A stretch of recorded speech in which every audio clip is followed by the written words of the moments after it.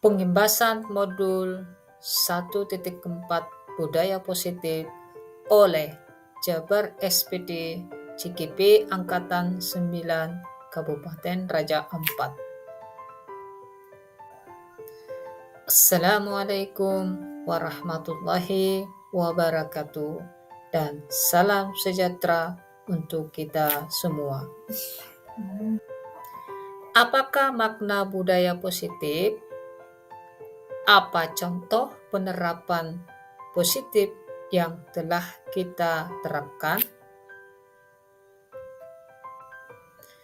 Budaya positif di sekolah yaitu nilai-nilai dan kebiasaan-kebiasaan di sekolah yang berpihak pada peserta didik agar mereka dapat berkembang menjadi pribadi yang kritis, penuh hormat, dan bertanggung jawab. Perubahan paradigma. Filosofi pendidikan Ki Hajar Dewantara bukan tabulasi rasa. Semua anak terlahir dengan bakatnya masing-masing. Budi pekerti, tugas guru menuntun bakat tersebut agar anak tumbuh dengan selamat dan bahagia. Guru ibarat petani, anak ibarat biji jagung. Kodrat alam dan kodrat zaman berpihak kepada murid. Perubahan paradigma.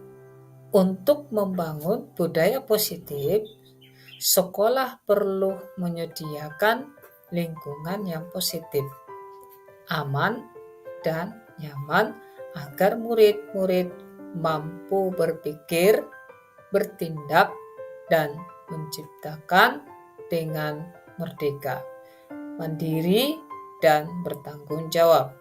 Lazimnya, disiplin dikaitkan dengan kontrol. Dalam hal ini, kontrol guru dalam menghadapi murid. Perubahan paradigma teori kontrol, ilusi kontrol. Berikut ini paparan Dr. William Glasser dalam kontrol teori untuk meluruskan miskonsepsi tentang kontrol. 1. Ilusi guru mengontrol murid. 2. Ilusi bahwa kritik dan membuat orang merasa bersalah dapat menguatkan karakter. 3. Ilusi bahwa semua penguatan positif efektif dan bermanfaat. 4. Ilusi bahwa orang dewasa memiliki hak untuk memaksa. Perubahan paradigma atau stimulus respon. Teori kontrol. Bisakah kita mengontrol seseorang? Stimulasi respons. Kita mencoba mengubah orang agar berpandangan sama dengan kita. Perilaku buruk dilihat sebagai suatu kesalahan. Orang lain bisa mengontrol saya bisa mengontrol orang lain. Pemaksaan ada pada saat bujukan gagal. Model berpikir menang atau kalah. Teori kontrol, kita berusaha memahami pandangan orang lain tentang dunia. 2. Semua perilaku memiliki tujuan. 3. Hanya Anda yang bisa mengontrol diri Anda. 4. Anda tidak bisa mengontrol orang lain. 5. Kolaborasi dan kesepakatan menciptakan pilihan-pilihan baru. 5. Model berpikir menang atau salah. Apakah makna disiplin? Kata disiplin sering dikaitkan dengan tata tertib, teratur, dan kepatuhan pada peraturan. Kata disiplin juga sering dihubungkan dengan hukuman. Padahal itu sungguh berbeda karena belajar dengan disiplin tidak harus dengan memberikan hukuman. Justru itu adalah salah satu alternatif yang terakhir dan kalau perlu tidak digunakan sama sekali.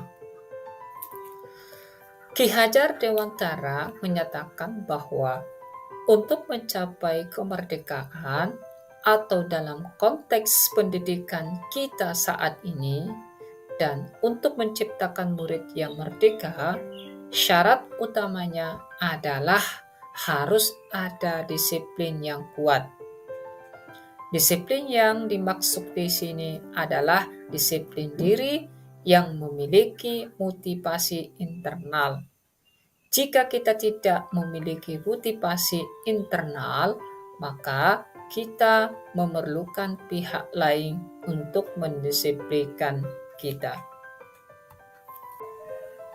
Teori motivasi perilaku manusia ada 3. Yang pertama, motivasi eksternal. Untuk menghindari ketidaknyamanan hukuman, apa yang akan terjadi apabila saya tidak melakukannya? Yang kedua, motivasi eksternal.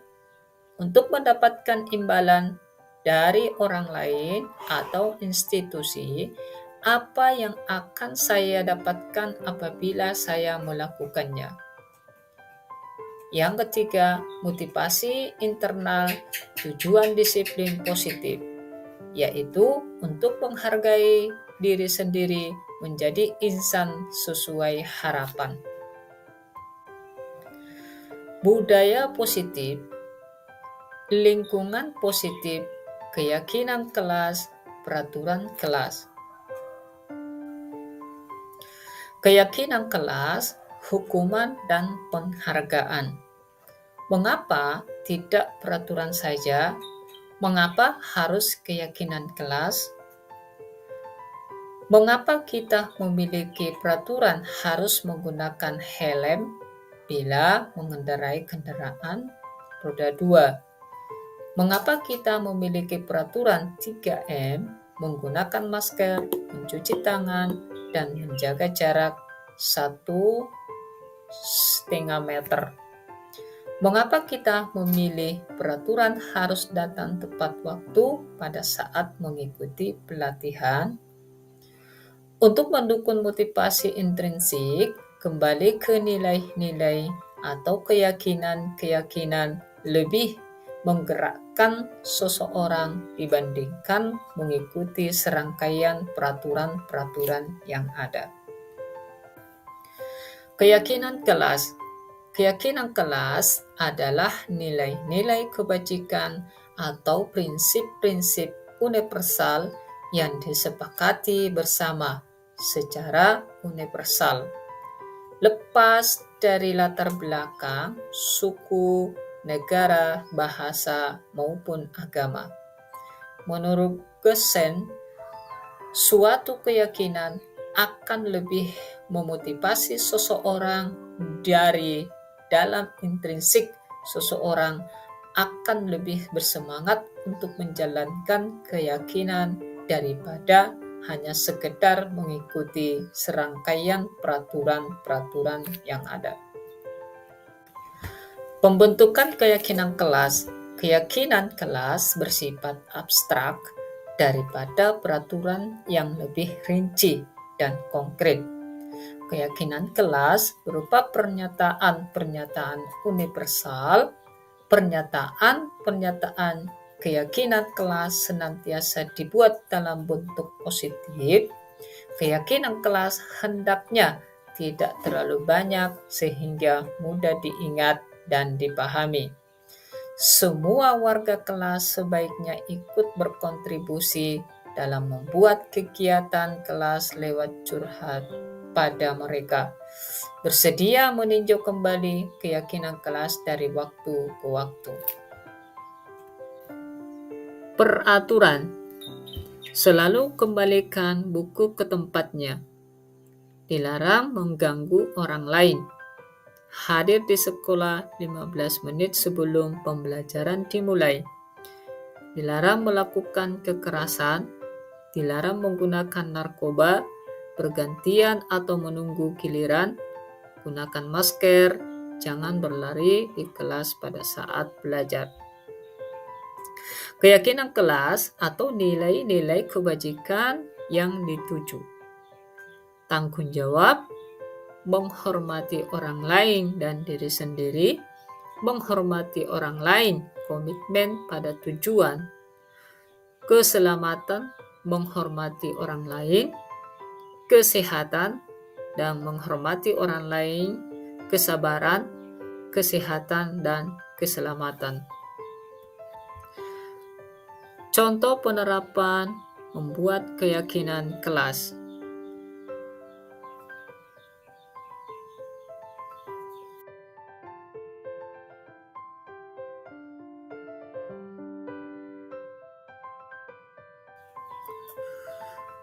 Dihukum oleh penghargaan, pengaruh jangka pendek dan jangka panjang, penghargaan menghukum, penghargaan mengurangi, penghargaan tidak efektif.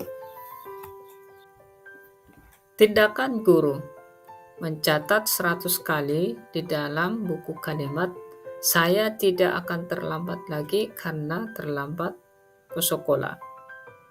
Lari mengelilingi lapangan basket 2 kali karena terlambat hadir di sekolah. Murid diminta untuk push up 15 kali karena tidak menggunakan masker ke sekolah. Menggantikan kertas tugas yang telah dicoret-coret. Membersihkan tumpahan air di meja tulis karena tersenggol pada saat belajar.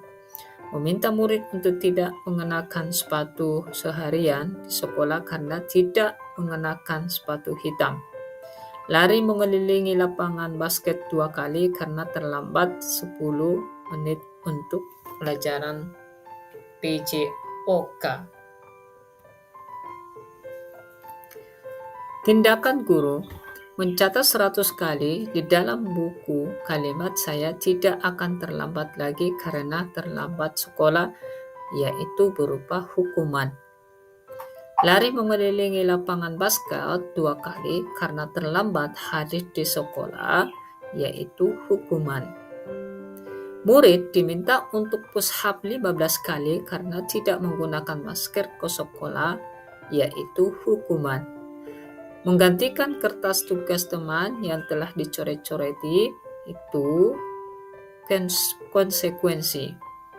Membersihkan tumpahan air di meja tulis karena tersenggol pada saat belajar, konsekuensi.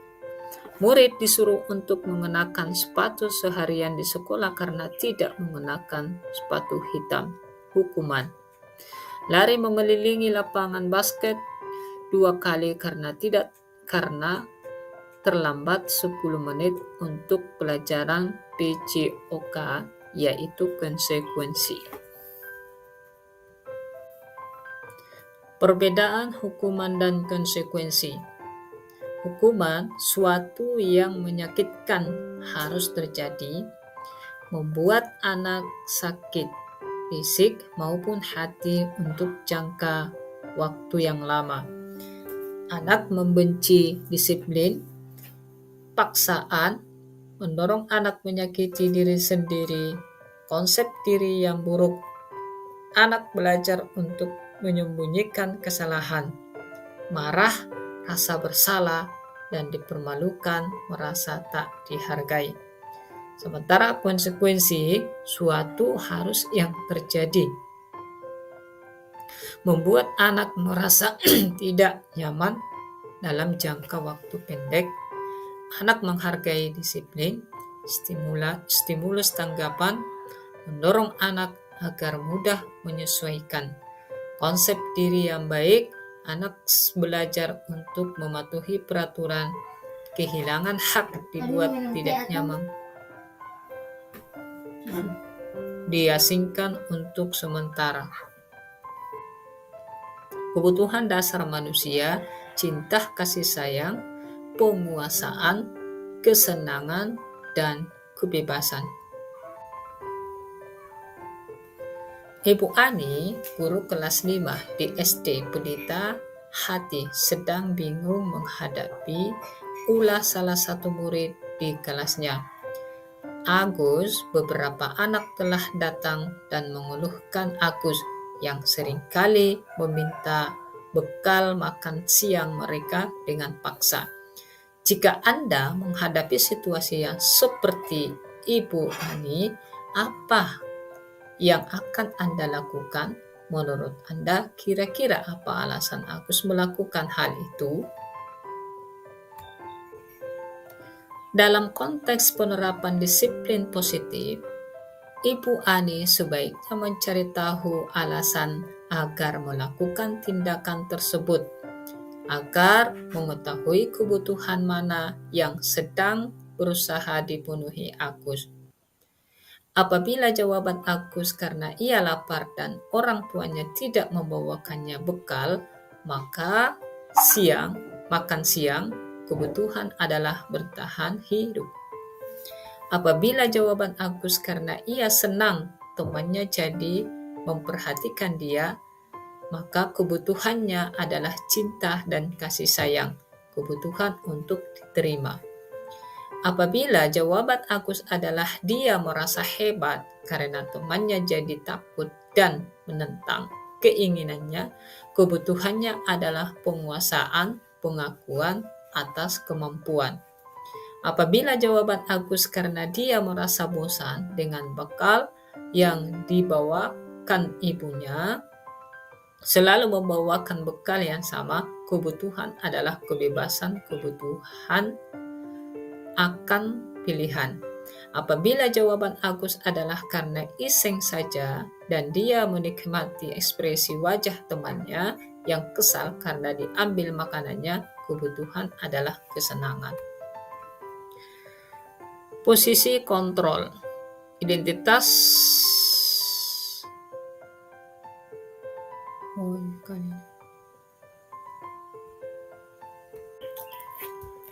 Apa itu restitusi?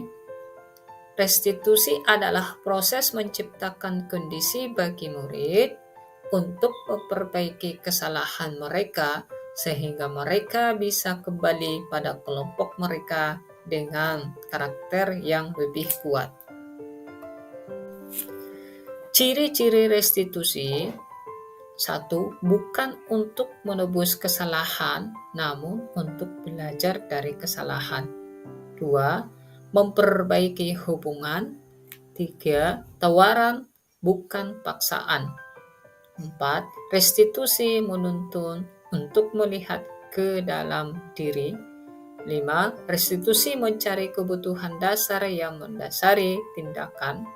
6. Restitusi diri adalah cara yang paling baik untuk memperbaiki diri. 7. Restitusi fokus pada karakter bukan tindakan. 8. Restitusi fokus pada solusi. 9. Restitusi mengembalikan murid yang berbuat salah pada kelompoknya. Segitiga restitusi. Kamu tentu punya alasan mengapa kamu melakukan itu. Adakah cara yang lebih efektif untuk mendapatkan apa yang kamu butuhkan? Nilai-nilai apa yang telah kita sepakati? Kamu ingin menjadi orang yang seperti apa? Salah satu contoh penerapan segitiga restitusi di mana menangani murid yang bermasalah dengan menerapkan segitiga restitusi. Sejahtera untuk kita. Bersamaan dengan ada kita punya teman 2 orang, yaitu Bunani Pak Jabar, mau mempertemukan semua kegiatan yang ada di sini. Baik, untuk mensingkatkan waktu, baik kita mulai itu pada Bismillahirrahmanirrahim. Assalamualaikum warahmatullahi wabarakatuh. Dan selamat pagi. Terhormat Bapak Kepala Sekolah, terima kasih sudah memfasilitasi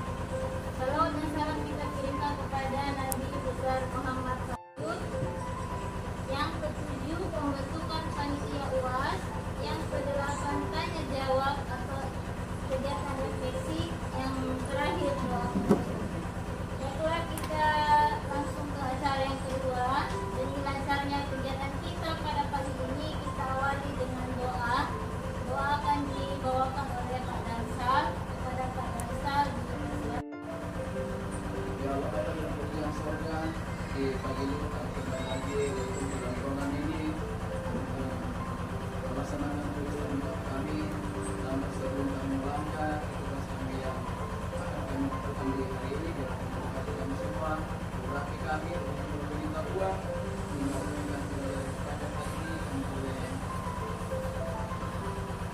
memangnya bersama kami sehingga menjadi berkat dalam hubungan kami maka menjadi berkat bagi orang lain. Berarti tugas kami pejabat dan kami semua yang akan mengikuti kegiatan dari dalam tanggung jawab kami pertaruhkan kita bersama-sama hadir dalam pertemuan kegiatan salah satunya adalah menyangkut dengan kegiatan aktivitas kita evaluasi pembelajaran mengajar yang kemarin apa yang kita sudah lakukan dan hari ini kita akan bertindak lanjut untuk memperbaiki atau pemenuhan kita. Kedua Bapak Ibu yang saya hormati, saya minta maaf yang telah mengganggu kegiatan belajar mengajar jam-jamnya Bapak Ibu. Oleh sebab itu Bapak Ibu, saya berharap bahwa tidak ada salahnya bahwa mungkin hari kemarin itu minimal. Nah, oleh sebab itu Bapak Ibu, memang ada pergeseran budaya disebabkan karena adanya dunia digitalisasi. Jadi di dunia digitalisasi itu secara otomatis kita akan bergeser ke budaya-budaya yang kadang bertentangan dengan kebiasaan-kebiasaan kita. Ya salah satunya mungkin disiplin. Maaf Bapak Ibu, saya zaman dulu orang tua saya kalau memerintahkan saya bilang tidak, sekalipun saya salah. Zaman sekarang tidak, anak itu akan ngamuk. Nah, oleh sebab itu pola pendekatan mana yang kita harus tidak melayani anak tersebut? Salah satunya adalah memberikan dia contoh. Contoh itu perilaku dari gurunya dulu sebelum turun ke siswanya. Karena kita kebanyakan menuntut siswanya, sementara gurunya belum memberikan contoh. Nah, zaman dulu kami tidak ada yang disebut dengan aturan kelas atau disebut dengan zaman sekarang harus dibuat. Kalau tidak ya contoh saja, nanti kita lihat di evaluasi nanti. Yang keputusan yang sudah diambil dalam rapat dia mengalami satu perubahan yang tidak ada dalam keputusan rapat itu yang menduga saya. Kok begini? Padahal kita sudah habiskan waktu untuk membicarakan untuk menghasilkan keputusan. Ternyata pelaksanaannya berbeda keputusan itu. Dan itu sebagian saya sudah cerita ke beberapa guru. Saya kok tidak mengenal dengan teman-teman guru sebagian mereka lupa. Mungkin karena rapat itu udah lama, pelaksanaannya udah lama, terus mengalami peluruhan informasi itu. Nah itu sehingga menyebabkan ya itu udah budaya. Nah oleh sebab itu mari Bapak Ibu kita mungkin mengawali budaya untuk penerapannya itu di sekolah. Anak kurang lebih itu sampai 8 jam bersama kita. Itu dunia mereka adalah belajar. Maka fokus mereka adalah belajar. Di rumah itu tidak ada selalu belajar. Ada mereka bantu orang tua, mencari uang segala macam. Maka kita fokuskan untuk selama 7-8 jam itu untuk mereka belajar. Oleh sebab itu, Bapak Ibu saya berharap mudah-mudahan dalam pembukaan ini, saya berharap Bapak Ibu evaluasi. Mungkin itu aja dari saya buat pembukaan ini menangkut dengan evaluasi kegiatan kita kemarin apa saja yang harus kita benahi. Maka nanti kita ada waktunya untuk kita bicarakan itu. Demikian, Assalamualaikum warahmatullahi wabarakatuh dan selamat siang.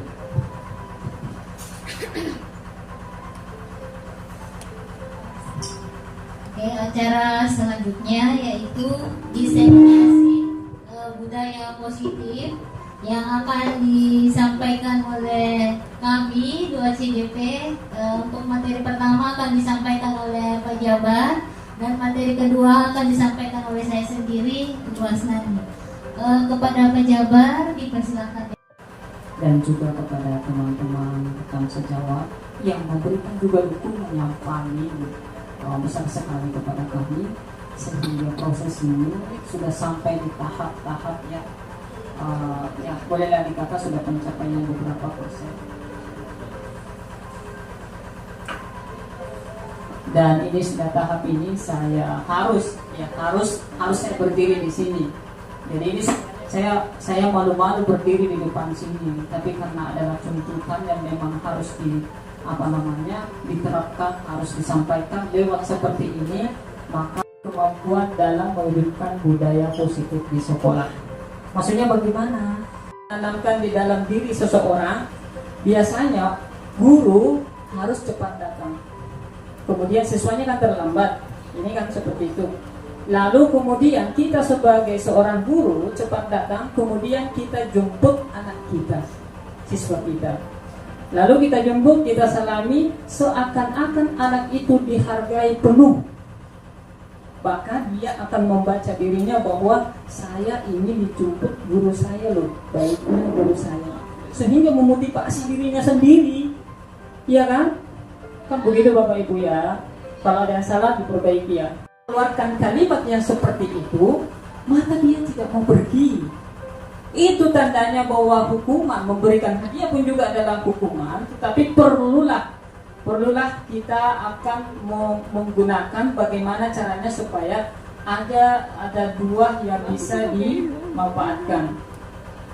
Kayak seperti misalnya kalau ada yang terlambat anak-anak kita disuruh push up, ya pastinya disuruh push up begitu, maka tentu ya anak itu dia akan selalu melakukannya karena kan cuma disuruh push up. Jadi di sini kalau penghukum ceritanya adalah tidak memberikan penyelesaian yang tepat kepada anak itu sendiri. Nah, bagaimana caranya untuk kita bisa memberikan penyelesaian terhadap anak itu sendiri? Mari kita menggunakan, ada 3 yang perlu kita gunakan. Yang pertama adalah penghukum, kemudian yang kedua adalah Anda. Nah, kalau saya mau tanya sama Bapak Ibu ya, kalau misalnya ada sesuatu yang disimpan di dalam hati, kemudian ada orang yang sengaja untuk membongkarnya, walaupun itu adalah mengacak dan lain sebagainya, memberikan hadiah dan lain sebagainya, Bapak Ibu itu bertahankah tidak pada posisi seperti itu? Jika ada sesuatu yang disimpan yang sangat rahasia. Oke, perubahan paradigma belajar. Perubahan paradigma teori kontrol, ilusi kontrol. Yang pertama adalah guru sebagai pengontrol dirubah, guru sebagai fasilitator. 2, semua penguatan positif dan bermanfaat dirubah pembiasaan. 3, kritik dan membuat orang merasa bersalah dapat menguatkan komunitas dirubah. Memberikan kebebasan berpendapat dan menghargai setiap hasil capaiannya. 4, orang dewasa memiliki hak untuk memaksa dirubah kesepakatan bersama. Bisa dipahami di sini Bapak Ibu? Dipahami, kita lanjut aja ya.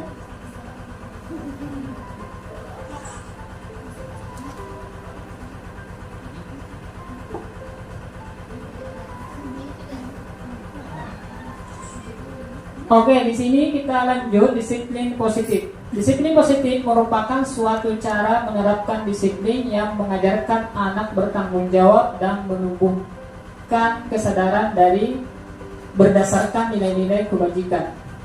Jadi di sini kalau misalnya ya kita selalu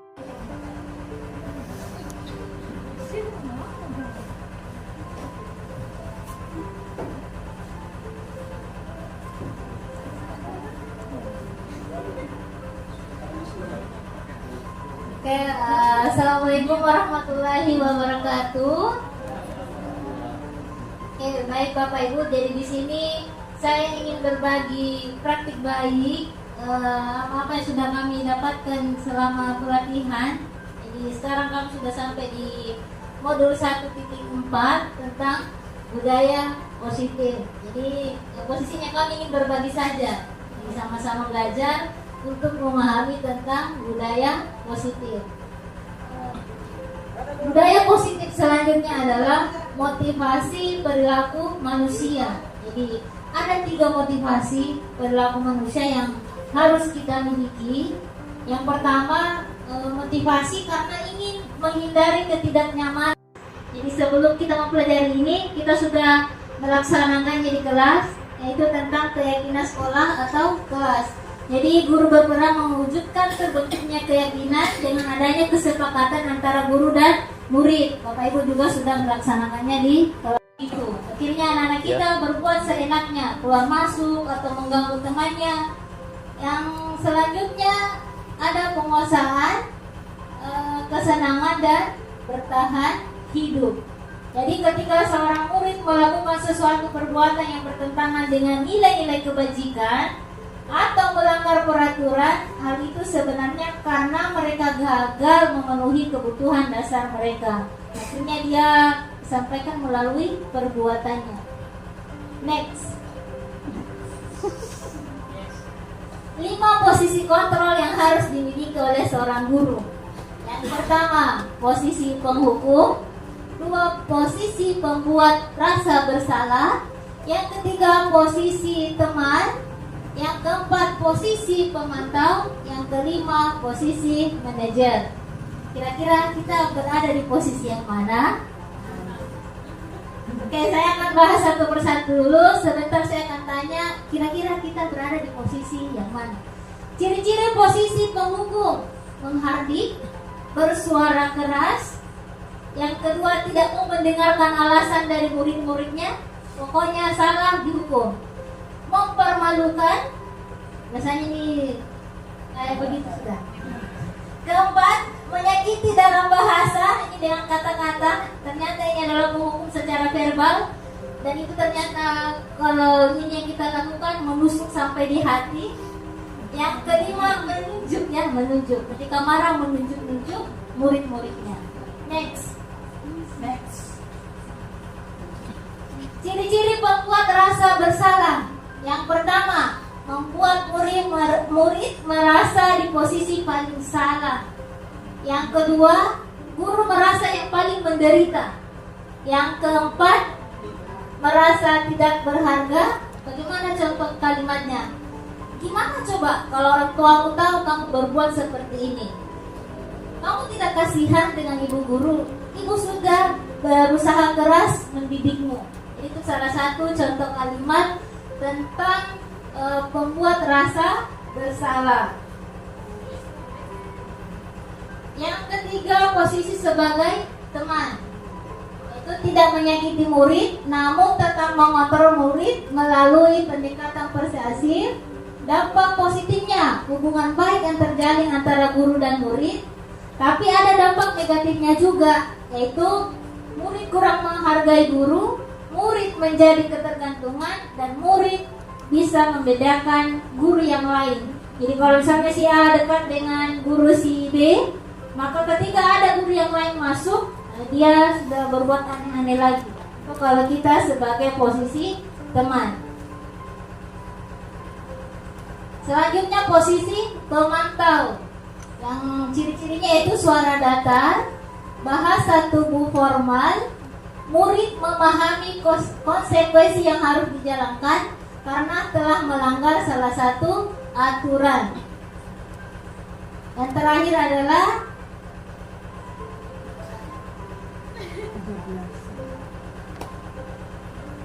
posisi yang diinginkan adalah sebagai manajer. Kenapa? Penghukum itu kalau jangka panjangnya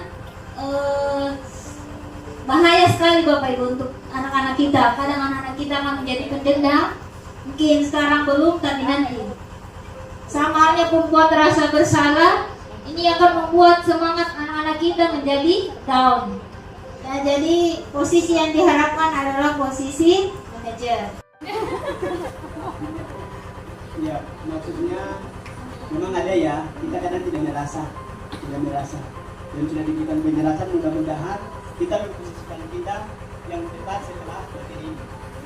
Kira kita berada di posisi yang mana ya? Ada yang mau berbagi Bapak Ibu?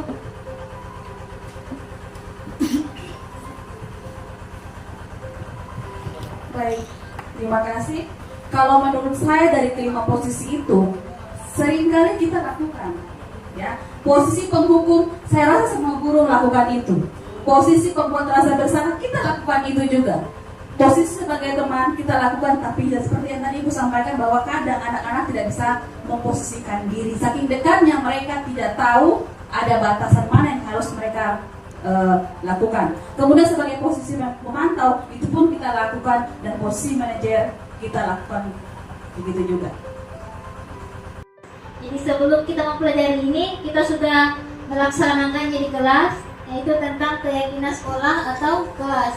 Jadi guru berperan mewujudkan terbentuknya keyakinan dengan adanya kesepakatan antara guru dan murid. Bapak Ibu juga sudah melaksanakannya di kelas. menyelesaikan segitiga restitusi, yaitu yang pertama menstabilkan identitas. Jadi setiap orang pasti melakukan kesalahan. Jadi ketika anak kita salah, kita harus yakinkan dia dulu. Tanyakan, nah setiap orang pasti melakukan kesalahan. Namun bagaimana kita bisa menyelesaikan masalah tersebut? Yang kedua adalah validasi kebutuhan. Kita tanyakan ke anak-anak kita, kamu pasti punya alasan kenapa sering terlambat. Kamu pasti punya alasan kenapa tidak kerjakan PR. Yang terakhir adalah menanyakan keyakinan. Jadi menanyakan keyakinan di sini, kan kita sudah buat keyakinan di kelas. Tanyakan ke anak-anak kita, kira-kira kamu melanggar keyakinan apa? Supaya apa? Anak-anak punya solusi sendiri untuk menyelesaikan masalah yang dihadapi. Jadi seperti itu Bapak Ibu. Jadi ada segitiga restitusi ini yang harus kita terapkan di kelas. Selanjutnya yang terakhir, ini adalah penerapan aksi nyata. Jadi ada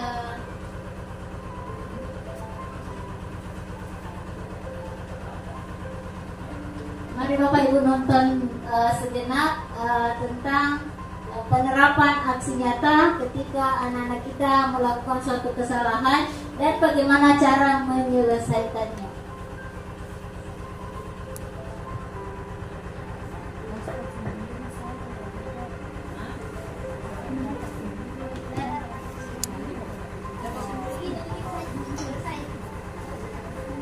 Oke Bapak Ibu, budaya positif di sekolah kita, karena ini semata-mata buat kami selalu diingatkan untuk 3 kata. Untuk siapa?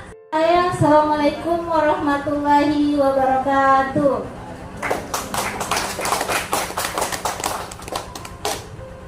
Oke, kegiatan selanjutnya adalah evaluasi kegiatan belajar mengajar yang akan disampaikan oleh Bapak Kepala Sekolah.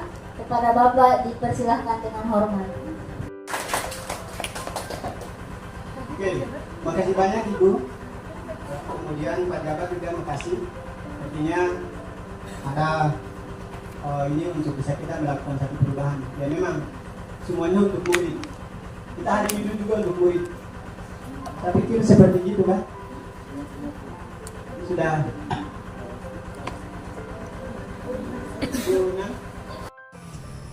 Kegiatan diseminasi yang diselenggarakan oleh Ibu Asnani dan Pak Jabar dalam kegiatan budaya positif yang diterapkan. Saya berharap mudah-mudahan kegiatan diseminasi ini diterapkan di seluruh warga sekolah, terutamanya pada Bapak dan Ibu guru serta seluruh warga sekolah, dan bisa dilanjutkan dan diterapkan kepada siswa-siswi. Kegiatan tersebut sangat luar biasa sekali dan sangat bagus sekali. Saya berharap mudah-mudahan kegiatan ini sangat diperlukan untuk dalam penerapan setiap kegiatan belajar mengajar di sekolah maupun dalam pergaulan kita sehari-hari. Assalamualaikum warahmatullahi wabarakatuh. Perkenalkan, nama saya Winarto Trinasoro, guru biologi dari SMA Negeri 8 Raja Ampat. Setelah mendapatkan materi dari diseminasi budaya positif dari Pak Jabar, saya mendapatkan pengetahuan tentang budaya positif yang ada di sekolah dan juga pentingnya kesepakatan kelas dan juga keyakinan kelas serta adanya proses restitusi yang baik untuk siswa. Itu saja dari saya. Terima kasih.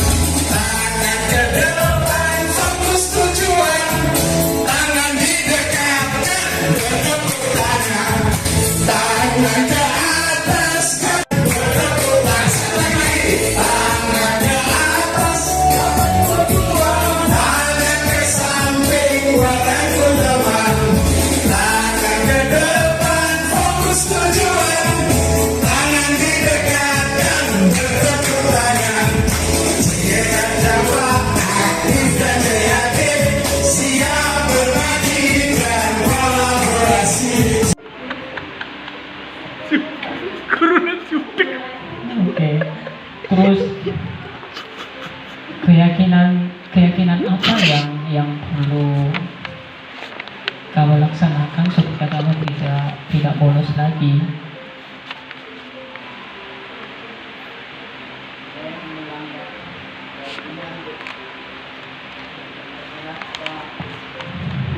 Ya, wajar sebagai manusia biasa tentunya kita semua mau bekerja untuk memenuhi kebutuhan. Bapak guru juga kalau misalnya seperti itu ya mungkin saya akan melaksanakan itu.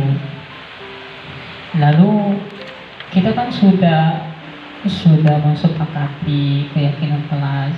Apakah keyakinan kelas itu bisa kamu laksanakan? Nah, yang tadi Bapak dapat laporan dari ketua kelas kamu, katanya kamu lagi bertengkar dengan Standy. Iya Pak, adik saya jengkel sekali. Kenapa jengkel? Standy selalu mengganggu saya pada saat belajar. Setiap kali belajar, Standy selalu mengganggu saya. Oh begitu ya. Wajarlah kamu jengkel dan marah. Jika Bapak juga posisi kamu, Bapak pasti melakukan hal yang sama. Iya Pak. Lalu apa yang kamu lakukan terhadap Standy, Rahel? Saya marah-marah Pak. Saya sangat emosi sekali, tanpa sadar saya banting meja. Kamu lakukan pasti ada alasannya. Iya Pak, masa saya diam saja, saya sudah siap belajar tapi Standy selalu mengganggu saya. Wajarlah kamu marah karena kamu nggak rela diganggu pada saat kamu serius belajar.